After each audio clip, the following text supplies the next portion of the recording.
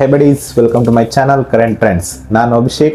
ಇವತ್ತಿಂದ ಏನು ಹೈಲೈಟ್ಸ್ ಅದು ನ್ಯೂಸ್ ಒಂದು ನೋಡೋಣ ಬನ್ನಿ. First international news. US Iran ಮತ್ತೇನೈತೆ ಸಂಧಾನಕ್ಕಾಗಿ ಒಪ್ಕೊಂಡವು, piece.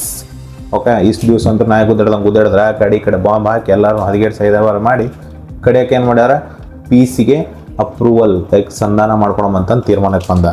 Next FIFA world cup. Ronaldo, Messi FIFA world cup heavy ನಡೆಯತ್ತದ. ಬಟ್ ಈಗ ಅದು ನಾರ್ತ್ ಅಮೆರಿಕಾದಾಗ ನಡಿಬೇಕಂತಂದು ಡಿಸೈಡ್ ಆಗೈತೆ. ಯಾಕಂದ್ರೆ ಉಳ್ಕೆ ಕಡೆ ಹೆವಿ ಮುಕ್ಕಳರ ನೀರು ಹೊಡೆಯತೈತೆ, ಐ ಮೀನ್ ಮಳೆ ಬರಾಕತೈತೆ. ಅದ್ರ ಸಲುವಾಗಿ ಫಿಫಾ ವರ್ಲ್ಡ್ ಕಪ್ನ ನಾವು ನಾರ್ತ್ ಅಮೆರಿಕಾದಾಗ ನಡ್ಸಮಂತಂದು ಫಿಫಾದ ಮ್ಯಾನೇಜ್ಮೆಂಟ್ ತೀರ್ಮಾನ ಮಾಡೈತೆ. ನೆಕ್ಸ್ಟ್ ಅದನ್ನು ಬಿಟ್ರೆ ಕತಾರ್ ಒಳಗೆ ಏನಾಗೈತಪ್ಪ ಅಂತಂದ್ರೆ LNG ಗ್ಯಾಸ್ ಏನು terminal Ras Laffan LNG gas terminal Qatar ಒಳಗೆ ಎಕ್ಸ್ಪ್ಲೋಡ್ ಆಗಿ ಒಂದು ಟೆಕ್ನಿಕಲ್ ಆಕ್ಸಿಡೆಂಟಿಂದ ಎಕ್ಸ್ಪ್ಲೋಡ್ ಆಗಿ ಬಹಳಷ್ಟು ಜನ ಸತ್ತಾರೆ. ಅದರೊಳಗೆ 12 ಭಾರತೀಯರು ಕೂಡ ಇನ್ವಾಲ್ವ್ ಆಗಿದ್ರು. ಅದೊಂದು ಸ್ಯಾಡ್ ನ್ಯೂಸು. ನ್ಯಾಷನಲ್ ನ್ಯೂಸ್ಗೆ ಬಂದ್ರೆ ಇಂಡಿಯಾದೊಳಗೆ ಜಾರ್ಜ್ ಕ್ಯೂರಿಯನ್ ಏನು ಮಾಡ್ಯಾನಪ್ಪ, BJP ಲೀಡರ್ ರಿಸೈನ್ ಮಾಡ್ಯಾರ.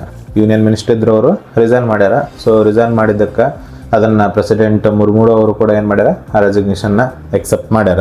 ಇನ್ನೊಂದು ನ್ಯೂಸ್ ನೋಡ್ಬೇಕಪ್ಪ ಅಂತ ಬಂತಂದ್ರೆ ಏನಾಗೈತೆ, ಹೆಲ್ತ್ ಮಿನಿಸ್ಟ್ರಿ ಓಕೆ 16 ಏನು FDCನ means fixed post combination drugs ಅಂತ ಕರಿತೇವೆ ನಾವು. ಅದೇನಾಗೈತಪ್ಪ ಅಂದ್ರೆ ಲೈಕ್ ಆ್ಯಂಟಿಬಯೋಟಿಕ್, ಪೇನ್ ಕಿಲ್ಲರ್ ಇರೋದವಲ್ಲ, 16 FDCಗಳನ್ನು ಬ್ಯಾನ್ ಮಾಡ್ಯಾರ.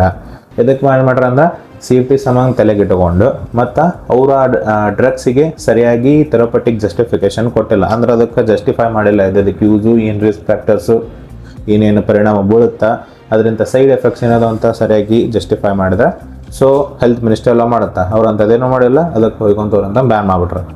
ಇವಾಗ ನಡೀತಿರ್ತು, ಏನು ಮಾಡೋಕ್ಕಾಗಲ್ಲ. ನೆಕ್ಸ್ಟು ಕರ್ನಾಟಕ ನ್ಯೂಸ್ ಅಂದ್ರೆ ಫಸ್ಟ್ ಏನಾಗೈತೆ, ರೆವಿನ್ಯೂ ಬೂಸ್ಟ್. ಕರ್ನಾಟಕ ಎಕ್ಸಸೈಸ್ ಡಿಪಾರ್ಟ್ಮೆಂಟ್ ಏನು ಮಾಡ್ಯಾರ, 50% ರೆವ್ನ ಇನ್ಕ್ರೀಸ್ ಮಾಡ್ಬೇಕಂತ ತೀರ್ಮಾನ ಮಾಡ್ಯಾರ. ಮತ್ತೇನಾಗುತ್ತೆ, ಎಲ್ಲ ಕಡೆ ಫ್ರೀ ಬಿಟ್ರೆ, ಹೆಣ್ಮಕ್ಳಿಗೆ ಫ್ರೀ ಬಿಟ್ರು, ಗಂಡು ಮಕ್ಳಿಗೆ ಫ್ರೀ ಬಿಟ್ರು, ಹಿಂಗಾದ್ರೆ ಎಲ್ಲಿ ಉಳಿಬೇಕು. ಸೊ ರೆವೆನ್ಯೂ ಇನ್ಕ್ರೀಸ್ ಮಾಡಬೇಕಾಗತ್ತೆ. ಏನು ಮಾಡೋಕ್ಕಲ್ಲ, ನಮ್ಮ ಮನೆ ಬರೋ ಉಳ್ಕಿದವ್ರ ಸಂಬಂಧ ನಾವು ಕಟ್ಟದ. ನಾವು ಗಂಡು ಮಕ್ಕಳು ದಿವಸ ಬೈಕ್ನಾಗ ಅಡ್ಡಾಡಿದ್ವಿ, ಅದಕ್ಕೂ ಟ್ಯಾಕ್ಸು. ಈಗ ಗಂಡು ಮಕ್ಕಳು ಇನ್ನು ಬರೀ ಸ್ಟೂಡೆಂಟ್ಸಿಗೆ ಪಾಸ್ ಮಾಡಿದ್ರು, ಅದಕ್ಕೂ ನಾವು ಟ್ಯಾಕ್ಸ್ ಒಟ್ಟ ಕಟ್ಟಬೇಕು. ಏನು ಮಾಡೋಕ್ಕಲ್ಲ, ಹಣೆ ಬರ. ನೆಕ್ಸ್ಟ್ ಅದನ್ನು ಬಿಟ್ರೆ CM ಸಿದ್ದರಾಮಯ್ಯನವರು ರೆಸಿಗ್ನೇಷನ್ ಕೊಟ್ಟಾರ.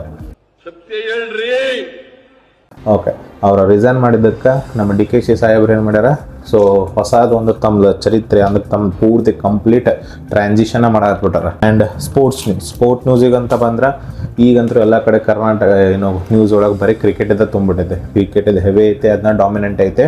ಸೊ ಅದ್ರೊಳಗೂ ಕೂಡ ನಮ್ಮ ಭಾರತೀಯ ಹೆಣ್ಮಕ್ಳು ಟೈಪೈ ಓಪನ್ ಗೋಲ್ಡ್ ಒಳಗೆ 4x100 ಮೀಟರ್ ರಿಲೇ ಒಳಗೆ 4 ಜನ ಹೆಣ್ಮಕ್ಳು, ಯಾರು SS Sneha, next Srabani Nanda, Sudeshna Shivashankar and Tamanna, ಇವ್ರೇನು ಮಾಡ್ಯಾರ್ರಿ 44.0 ಸೆಕೆಂಡ್ ಒಳಗೆ ಈ ರಿಲೇನ ಮುಗಿಸಿ ಗೋಲ್ಡ್ ಮೆಡಲ್ನ ಪಡೆದಾರ.